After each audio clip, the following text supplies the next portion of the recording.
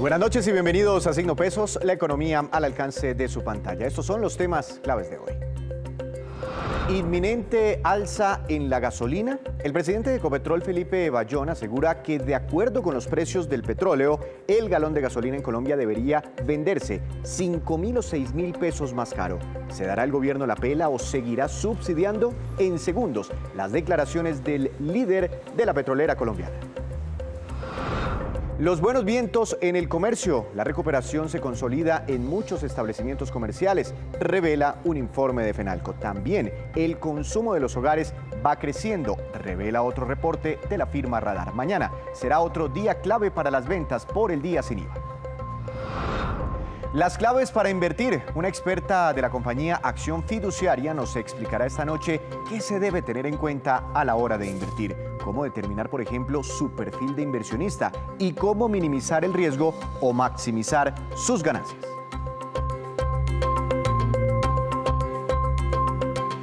Comenzamos esta emisión hablando de una preocupación muy grande para todos los colombianos y es esa posibilidad de que el gobierno tenga que subir el precio de los combustibles de manera considerable dados los altos precios del petróleo a nivel internacional. De este y otros temas habló desde Houston el presidente de Ecopetrol, Felipe Bayón, con nuestros compañeros Sol Suárez y Henry González. Bueno, ¿usted cree que la cotización, Henry, empezamos, del petróleo pueda seguir subiendo e inclusive llegar hasta los $300 por barril como advierte Rusia? Pues hemos visto un gran nivel de incertidumbre en las últimas semanas. Hoy el precio, después de haber caído ayer unos dólares, está en 112, 113. Ya vimos que llegó a 130. Y esta incertidumbre, la volatilidad, el retirar producción de crudos rusos, inclusive de los mercados, genera este tipo de impactos. No sabemos dónde puede llegar el precio, pero claramente el problema es que si bien puede haber una mejora en términos de ingresos en algún sentido, esto puede tener primero unas presiones inflacionarias directas e indirectas en todo el mundo y otra vez no sabemos cuánto tiempo va a durar la crisis. Ya hablaremos de eso, doctor Bayón. Mientras tanto, quisiera preguntarle, bueno, la duda es si la OPEP realmente tiene la capacidad para aumentar la producción y evitar una eventual escasez de petróleo en el mundo y que se siga encareciendo este producto. ¿Usted cree que es posible ese aumento rápido de la oferta por parte de los mayores países productores?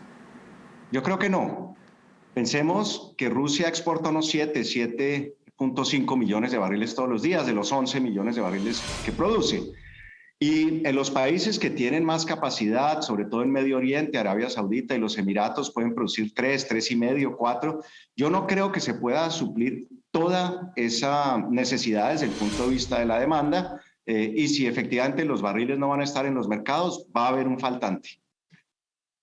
Doctor Bayón, ¿y entonces qué hacer ante ese faltante? Por ejemplo, países como nosotros, que vivimos del petróleo. Pues yo creo que primero es importante contarles pues, a los que nos ven el día de hoy que nosotros, desde el punto de vista de petróleo, pues tenemos suficiente para refinar en Colombia y para exportar. Y en ese sentido, este concepto de seguridad energética es fundamental. Por ejemplo, y esto para traducírselo a la gente que todos los días utiliza una estación de servicio y está no solo tanqueando el carro con gasolina o con diésel, el precio hoy en Colombia, que puede estar en 9.000, 9.500 pesos el galón. Si no tuviéramos los crudos colombianos, eso podrían ser 18.000 o 20.000 pesos o más. En el caso del diésel algo similar. ¿Qué tenemos que hacer? Proteger la industria, seguir siendo, parte de la reactivación, nosotros seguir trabajando en tener operaciones que sean seguras, eficientes, éticas, todos los días. Y permitir pues, que podamos seguir refinando los productos que los colombianos necesitan. Y es fundamental eso, no perderle el foco a ese tema de seguridad energética, que no solo es para el tema del petróleo, es también para el tema del gas que tocamos 38 millones de colombianos todos los días. Doctor Bayón, esta racha de buenos precios del petróleo se podría aprovechar mucho más si realmente tuviéramos mayor producción y mayores niveles de exportación. ¿Se nos está pasando esta gran oportunidad por no tener una mayor producción en Colombia o podríamos aumentar rápidamente en Colombia esa producción y exportación? Pues yo creo que hay varias maneras de mirar esto. Uno, desde Ecopetrol. Acuérdense, nosotros somos un gran productor de petróleo y un gran productor de gas. Hemos dicho que la producción vamos a subirla de unos 679.000 barriles el año pasado a 730.000 barriles en los próximos 2 años. Tenemos una senda de crecimiento. Este año estamos invirtiendo 50% más, entre unos 22 y 24 billones de pesos. ¿Qué es importante? No perder la disciplina y el rigor en cómo ejecutamos los proyectos, cómo desplegamos esas inversiones en el territorio. Hay algunos proyectos de ciclo corto, particularmente el famoso fracking. Nosotros en Estados Unidos hemos subido producción muy rápidamente y con estos precios creemos que podemos seguir subiendo la producción. El año pasado cerramos en Texas con unos 50.000 barriles y este año estaríamos cerrando con 65.000 barriles. ¿Por qué es importante? Si bien no son barriles que se producen en Colombia, son ingresos para Ecopetrol que en últimas van también a llegar al país cuando pagamos los impuestos y cuando pagamos nuestros dividendos a los accionistas. Doctor Bayón, y con todo este panorama, pues los colombianos nos preguntamos, ¿y qué va a pasar con el precio de la gasolina? ¿Qué podemos esperar? ¿Va a subir mucho ese precio y sobre todo también los demás productos derivados del crudo, como por ejemplo lubricantes, aceites, grasas, plásticos? ¿Todo esto va a subir de precio? Pues yo creo, Sol, primero, el país ha tenido un mecanismo que es el Fondo de Estabilización que ha permitido que cualquier subida o bajada en el precio del crudo a nivel internacional no le impacte directamente al usuario. Y eso ha sido muy exitoso. A estos precios lo que pasa es que ese fondo sigue acumulando unas deudas pendientes o cuentas por cobrar o cuentas por pagar desde donde se mire. Y hoy, como les decía, la gasolina podría estar 5 o 6 mil pesos más arriba de donde está. O sea, ya hoy el colombiano, de alguna manera, no está sintiendo el impacto. ¿Qué tenemos que hacer? Pues mantener esas conversaciones en términos del Fondo de Estabilización con el Ministerio de Hacienda para que, digamos, las cuentas no crezcan de manera exorbitante. Pero fíjense, hoy el colombiano de a pie, el que tiene el mototaxi, el que tiene un taxi, el que tiene un camioncito para sacar sus productos o el que tiene un vehículo o una moto, se está beneficiando a través del Fondo de Estabilización. O sea, al colombiano no le está impactando directamente la subida de los precios. Y el otro tema, Sol, hay un impacto directo, usted lo mencionaba, en plásticos, en productos, en bases para lubricantes, en una cantidad de cosas. Pero si el precio subiera de los combustibles, el transporte y prácticamente todos los productos se verían impactados de alguna manera. Ahí estaba entonces el diálogo de Henry González y Sol Suárez con el presidente de Ecopetrol. Cambiando de tema, febrero fue otro mes positivo para las ventas de los comerciantes colombianos. Así lo muestra el informe Bitácora de Fenalco para el mes de febrero. Veamos. La bitácora del mes de febrero muestra un comportamiento en las ventas del comercio bueno y aceptable. Un menor dinamismo respecto a los últimos meses del año pasado, pero mejor que febrero del año pasado, donde todavía había confinamiento. Las mayores preocupaciones de los comerciantes son en este momento los altos costos de compra de los productos para ofrecérselo a los consumidores, debido a la inflación y a la carestía. Igualmente, es necesario resaltar que las perspectivas optimistas hacia el resto del año han empezado a declinar un poco. En este sentido, queremos también anotar el día de hoy la expectativa de unas ventas del comercio organizado por cerca de 8 billones de pesos en el próximo día sin IVA de mañana. Y por el lado de los consumidores, el gasto de los hogares colombianos también confirma una buena dinámica. Camilo Herrera, de la compañía Radar, nos entrega este balance, este resultado. El gasto de los hogares en febrero del año 2022 da buenas señales para el mercado. Llegamos a tener un gasto de 74,8 billones de pesos con un crecimiento del 12,7% frente a febrero del año pasado. Claro, mucho de ese crecimiento es causado por el 8% de inflación y en términos reales o de volumen o cantidad de cosas que compramos, crecimos 4,3%. Pero un crecimiento del 4,3% es por encima del promedio histórico del crecimiento del gasto de los hogares. Al hacer doble clic sobre este crecimiento hay 3 cosas que vale la pena resaltar. El 67% de los hogares nos informan que está comprando menos que el mes anterior, pero ese menos puede significar solo un poco menos y no demasiado menos. El 42% de los hogares nos informan que gastaron inclusive hasta un 20% menos, lo cual es un indicador que tenemos que seguirle el paso con mucho cuidado a ver cómo se comporta durante todo el año. Segundo, este febrero tenía un día menos, lo cual cambia las dinámicas de comparación. Y tercero, claramente la inflación en ingresos bajos superó el 9% y esto de una u otra manera nos muestra cómo esa inflación de alimentos está afectando a la gran mayoría de la población colombiana, haciendo que su velocidad de gasto de los hogares sea menor que la del resto del país. Y mañana, como decía el presidente de FENALCO, será otra fecha clave para el comercio con la realización del primer día sin IVA de este año. Los comerciantes, recordemos, esperan ventas de por lo menos 8 billones de pesos. El vocero de los centros comerciales, Carlos Betancourt, nos entrega su opinión, sus expectativas sobre esta jornada. Veamos.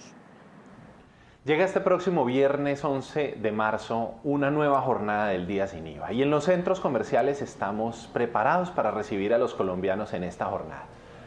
Una fecha en la que el gobierno nacional abre la posibilidad para que los colombianos puedan adquirir bienes y productos a unos precios mucho más asequibles. Una jornada para seguir además impulsando la recuperación de los empleos, la recuperación del comercio y en la que con el cumplimiento de las medidas de bioseguridad vamos a asistir a los centros comerciales, vamos a hacer nuestras compras y vamos a continuar en este proceso de reactivación. Hacemos una breve pausa, pero cuando regresemos espere cómo ha evolucionado la cartera del sistema de leasing bancario aquí en Colombia. Ya les contamos. Continuamos, regresamos a Signo Pesos. Dice un dicho que todo en la vida tiene su ciencia y eso es mucho más cierto cuando se trata de invertir, ya que lo que ponemos en juego es nuestro dinero, inclusive nuestro patrimonio, nuestro futuro. Por eso hemos invitado hoy a una experta para ver cuáles son las claves a la hora de invertir. Doctora Silvia Patricia Melo, directora de negocios de inversión de la compañía Acción Fiduciaria. Buenas noches, muchas gracias por acompañarnos aquí en Signo Pesos. Bienvenida. ¿Cómo están? Buenas noches, muchas gracias por la invitación. Doctora Melo, siempre nos llama la atención este tema de aprender a invertir y entre más tips nos regale usted, mucho mejor. ¿Qué debería uno tener como primera instancia en cuenta a la hora de invertir? ¿Cuál debería ser el objetivo, el propósito? Para invertir, si hablamos obviamente del sector financiero, hay que tener en cuenta el perfil de riesgo, el perfil del inversionista, ¿cierto? Normalmente en las entidades financieras vigiladas por la Super, llámese banco, en este caso Acción Fiduciaria, que es una fiduciaria, pues tenemos el deber de asesoría, de hacer la respectiva consultoría con las personas que van a invertir con nosotros. Entonces, ¿qué pasa en ese caso? Debemos hacer diferentes preguntas al cliente inversionista, ¿cierto? La edad, que influye mucho, el horizonte en tiempo de inversión, el objetivo de inversión, o sea, en referencia al monto que va a invertir esa plata, para qué destino la va a utilizar en el futuro, ¿cierto? Y la experiencia también que tiene en la parte de inversión. Entonces, ese conjunto de preguntas a uno le da la posibilidad de recopilar las diferentes opciones de poder enfocar al cliente y poder hacerle una consultoría para uno ofrecerle las diferentes alternativas de inversión en el riesgo medio o conservador, moderado y agresivo, ¿cierto? ¿Esos son los perfiles de inversión que existen? Es decir, ustedes perfilan a la gente dependiendo su edad, bueno, la plata que va a invertir, su propósito, en alguno de esos tres segmentos. Normalmente en la parte de inversiones, en los fondos de inversión, en nuestro caso, siempre le hacemos una especie de entrevista para mirar su perfil de inversión, ¿cierto? Entonces eso nos enfoca en el perfil que tiene el cliente. Está la parte que tiene que ver con el producto más conservador del mercado, que pues ya sabemos que son los CDTs, que son un producto financiero de los bancos, que es un producto de una tasa fija a un tiempo determinado. En el caso de los fondos de inversión colectiva, que es uno de los productos de la fiduciaria, son productos que, si bien tenemos portafolios conservadores, moderados y agresivos, es importante que nosotros podamos ver el perfil del cliente, ¿cierto? ¿Por qué? Porque un cliente que de pronto no tiene experiencia en inversiones, él debe saber que va a invertir en un fondo, así sea conservador, pero que su rentabilidad va a variar de acuerdo al mercado. ¿Por qué no? Para entender cómo más o menos clasificarnos dependiendo del perfil, imaginémonos una persona o tres personas distintas con 10 millones de pesos, que no los necesiten como en el corto plazo y que quieran invertirlos. 10 millones de pesos. Entonces está la persona A que tiene 25 años con 10 millones de pesos. Está la persona B que tiene, no sé, 40, 45 años, también con los mismos 10 millones de pesos. Y está la persona C, no sé, con 65 años, también con los 10 millones de pesos. ¿Usted los ubicaría bajo qué perfil? Habría que tener en cuenta, pues pregunta, bueno, ya sabemos la edad de cada uno, ¿cierto? Ya sabemos el monto que van a invertir, pero pues tendríamos que agregar adicional preguntas como cuál es el objetivo de esos 10 millones en su mediano, largo plazo, etcétera, ¿cierto? Si usted tiene experiencia en inversión. Entonces, si hablamos de la persona de 25 años, fue la primera, sí, sí, sí. Con 10 millones de pesos, entonces Alejandro Pérez, un ejemplo, sí. Tiene 10 millones de pesos, 25 años. ¿Se imagina uno que pueda arriesgar más por la edad? Sí, no tienes, de pronto puede ser que me digan, no tengo experiencia, pero esa plata no la tengo disponible y la voy a utilizar dentro de 20 años. Claro. ¿Cierto? Entonces, se podría enfocar en un portafolio con un perfil más arriesgado, ¿cierto? Que los portafolios con un perfil más arriesgado pueden generar mejor rendimiento, ¿cierto? Obviamente se arriesga un poquito más la inversión porque la rentabilidad, a mayor riesgo, mayor rentabilidad, pero entonces en los momentos que el mercado se afecta un poquito, pues esto puede tener rendimientos negativos que al cliente le pueden alarmar. Pero a largo plazo, ¿cierto? En los momentos que la rentabilidad tenga un buen comportamiento porque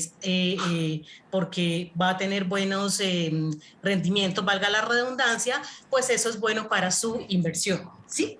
Claro. Esa sería una opción.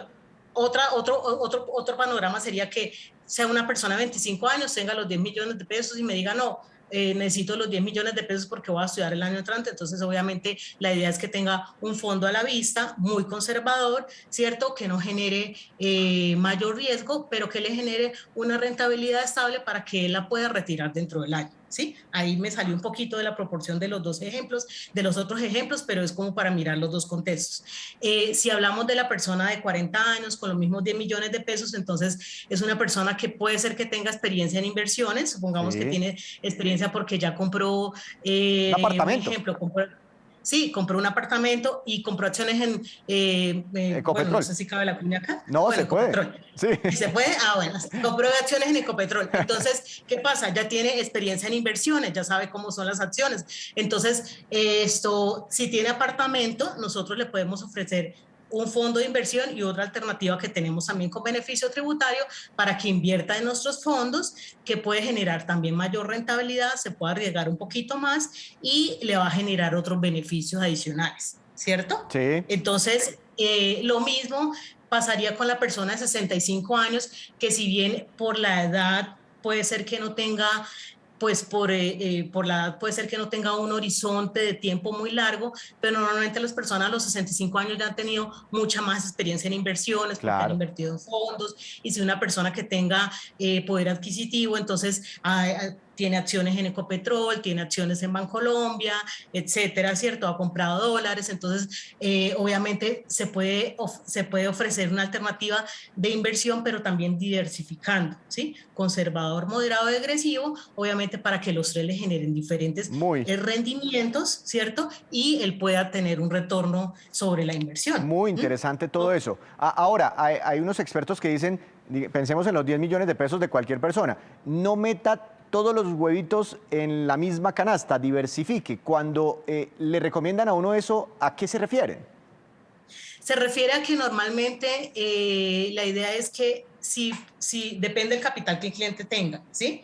Si yo soy la persona de 25 años y es mi único capital, entonces lo que hablaba del cliente de 65 años, la idea es diversificar en diferentes fondos, uno que esté totalmente conservador, que no se arriesgue tanto su capital en el momento de las volatilidades del mercado, ¿sí? Pero le genere una rentabilidad a mediano o corto plazo, ¿sí? Y puede tener otra alternativa moderada, agresiva, que también le genere rendimientos, ¿sí? Y aunque se le arriesgue un poquito más. Entonces uno normalmente a los clientes le dice, o sea, esa plata, cuánto tiempo la necesita, podemos tenerlo en un fondo a la vista. ¿A la vista qué quiere decir? Que los recursos entran hoy y mañana puede disponer de ellos en el caso que el cliente lo necesite, ¿sí? Y otra plata, otros recursos en otro fondo que tenga una permanencia que es de pronto un fondo que genere, que sea más arriesgado, pero la plata esté con una permanencia de 60, 90 días, entonces eso le puede generar más rentabilidad. Y normalmente la idea es que los clientes o los clientes que están invirtiendo, ¿cierto? O los clientes que van a invertir, a veces tienen su plata en cuentas, pueden acceder a nuestros fondos, ¿cierto? Sí. Porque nosotros tenemos fondos conservadores, moderados y agresivos y pueden tener otros tipos de inversiones en otras entidades financieras. Entiendo. Bueno, una última pregunta. Digamos que tengo la plata del semestre para estudiar cualquier cosa, 5 millones de pesos, un ejemplo, y quiero empezar a estudiar en enero del otro año, ¿Qué puedo hacer mientras tanto con esos 5 millones de pesos? ¿Los puedo invertir? Lo que pasa es que me asusta es que se llegue enero y yo esté ahí como en pérdidas y no pueda sacar esa plata y después me quedo sin rentabilidad y sin la posibilidad de estudiar. Lo que pasa es que sería más o menos una inversión a corto plazo, ¿sí? Porque si estamos hablando de marzo, sería más o menos como 7, 8 meses. Entonces, en Acción Fiduciaria tenemos 5 fondos de inversión colectiva, entre esos un fondo estrella, que es un fondo conservador, que los recursos están a la vista. Entonces, inicialmente sería decirle al cliente inversionista, puede empezar con este fondo, ¿cierto? Es un fondo que usted tiene a la vista, le hacemos seguimiento en el mercado cómo está. Si usted ve que el objetivo de rentabilidad que nosotros le ofrecemos se ajusta a la inversión que se depositó en el fondo, pues usted deja su inversión hasta el enero del año entrante, ¿cierto? Igual tiene la posibilidad de que si hoy necesita los recursos, hoy mismo puede disponer de ellos en su cuenta, ¿sí? Entonces, simplemente se hace un seguimiento si a medida que pasa el tiempo, de pronto claro, la inversión o los rendimientos no son el objetivo que el cliente ha querido, pues nosotros igual tenemos otras alternativas que normalmente le vamos explicando al cliente para que el cliente pueda diversificar. Ah, pero bueno, entonces existen opciones de inversión de corto plazo. Doctora Melo, muy interesantes sus tips, sus explicaciones. Muchas gracias por estar aquí en Signo Pesos. Feliz noche. No sé, que esté bien. Hasta luego. Muchas gracias. Inversiones, tema relevante siempre para nosotros aquí en Signo Pesos. Hacemos otra breve pausa, pero ya les contaremos cuáles otras materias primas, además del petróleo, han subido de precios en los últimos meses en el mundo. Ya volvemos.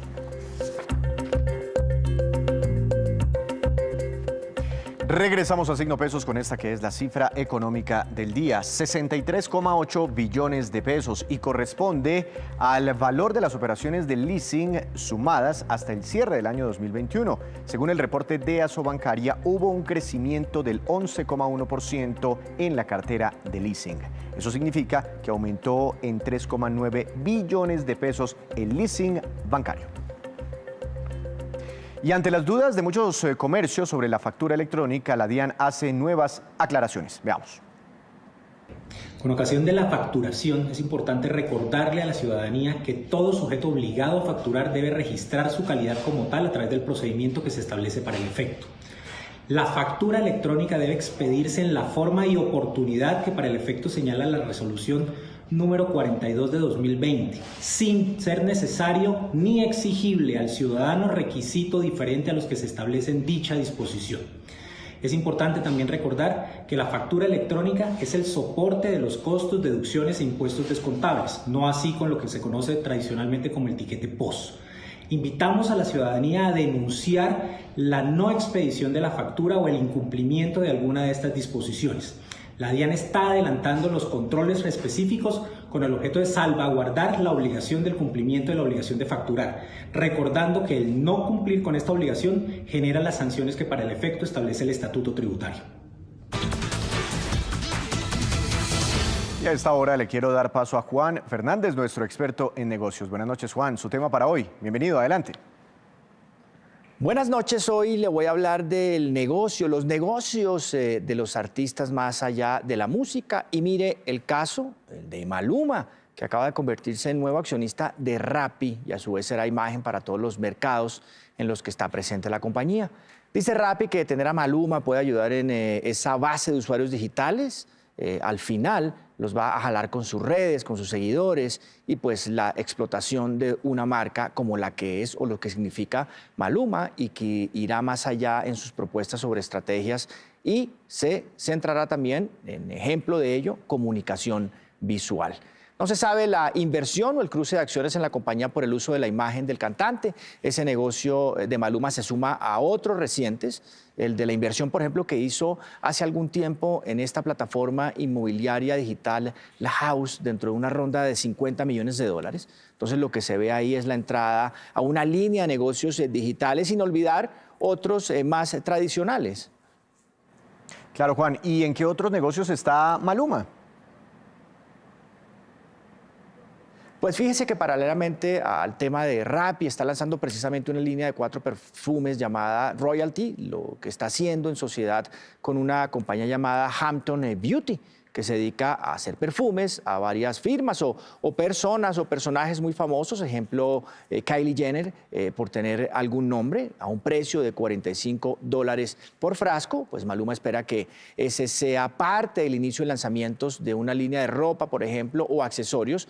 Lo va a hacer con su marca, con la cadena Macy's, y está firmando pues una asociación para esa línea de ropa precisamente. El de las fragancias y perfumes, volviendo a ese tema, es un mercado global de más de 40.000 millones de dólares y que en el segmento de marcas premium ha aumentado. La razón, en tiempos de estrés e incertidumbre, se venden más los perfumes. El precio medio de venta al público también de las fragancias ha aumentado más de un 15% el último año. El de Colombia, por no dejarlo de lado, es un mercado fácilmente de 500 millones de dólares al año, atractivo para cualquier marca, y en el caso de los artistas es, como vemos en esta movida de hoy, pues entrar a la categoría que puede representarle varios millones de dólares, así también como otros negocios digitales, como los que vimos hace un momento, ejemplo Rappi o La House, en el caso de Maluma. Juan, muchas gracias. Lo esperamos más adelante con más movidas empresariales. Ahora vamos con estos que son los indicadores económicos que usted siempre debe conocer antes de irse a dormir. Tasa representativa del mercado que regirá para mañana. 3.786 pesos cerraditos. Subió más de 39 pesos el dólar hoy en Colombia. Petróleo Brent, de referencia para nuestro país, tuvo una caída de 1,65%. Se ubicó por debajo de los $110 por barril. El precio interno del café colombiano subió un poco y quedó en promedio para mañana a 2.005.000 pesos por carga. El índice MSCI Colcap de la Bolsa de Valores de Colombia tuvo un incremento de 0,37%. La acción más valorizada, Grupo Bolívar, se disparó un 34,49%. Viene un proceso de recompra de acciones, por eso este importante movimiento alcista en este título. Y la que más cayó fue la de Fabricato, que tuvo un retroceso del 7,22%. Antes de despedirnos, los quiero dejar con este dato. El petróleo Brent ha tenido un incremento en su precio del 67% en los últimos 12 meses, pero no es la única materia prima con alzas considerables. El oro ha servido como refugio en los últimos días. Ha tenido un alza del 14%, ha superado los $2.000 por onza. El cobre, 16%, el maíz, 30%, el trigo, 72%, por eso seguirá subiendo el precio del pan. La soya de los Estados Unidos, 15%, el ganado bovino, 12% y el níquel 212%. Así terminamos por hoy, pero los esperamos mañana con una nueva emisión y con toda la información económica que usted necesita saber. Esto es Signo Pesos, la economía al alcance de su pantalla. Que tenga una feliz noche.